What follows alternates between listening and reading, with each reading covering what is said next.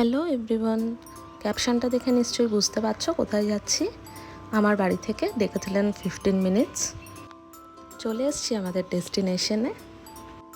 ছেলের জন্য স্কেচ কিনতে এসেছি, আর এখানে এসে কিছু আইডিয়া হলো, তো ভাবলাম তোমাদের সাথেও শেয়ার করি।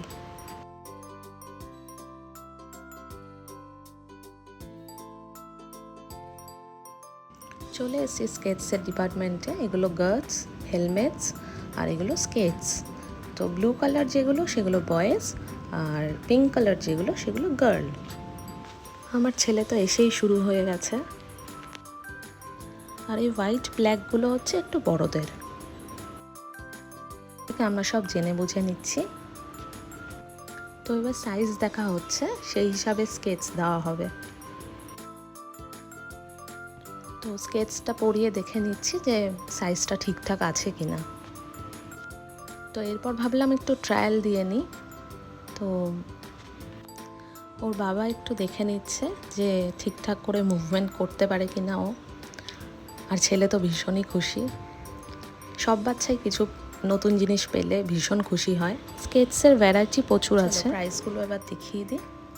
উইথ গার্ডস হেলমেটও নেওয়া যাবে, উইদাউট গার্ডস হেলমেটও নেওয়া যাবে। তবে আমার মতে বাচ্চাদের জন্য গার্ডস হেলমেট নেওয়াই উচিত, তাতে ওদের ইনজুরি কম হবে, সেফটি থাকবে।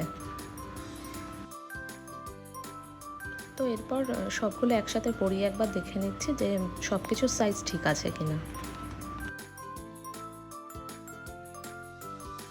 এই হুইলসগুলো দেখো আমরা ওখান থেকে করিয়ে নিয়েছিলাম। তো ওখানকার যে স্টাফরা আছেন তাদের বললেই ওনারা করে দেবেন। আর এগুলো নর্মালি যেরকম থাকে। আর এই হুইলসগুলো লাগানোর কারণে ও প্রথম চালানোর সময় একটু সাপোর্ট পাবে। শিখে গেলে আবার চেঞ্জ করে নেব। তো আমাদের স্কেচ নেওয়া হয়ে গেছে। তো এবার একটু ঘুরে দেখলাম আশপাশটা, কী কী কালেকশান এসছে নতুন। কলকাতার ডেকাথেলনে কালেকশান কেমন জানিও তো কমেন্টে। বাচ্চাদের বড়দের অনেক ধরনের সুইমিং কস্টিউম আছে, তবে আমাদের আছে তাই আমরা নেব না। ভিডিওটা ভালো লাগলে লাইক, কমেন্ট, ফলো করো। Bye bye.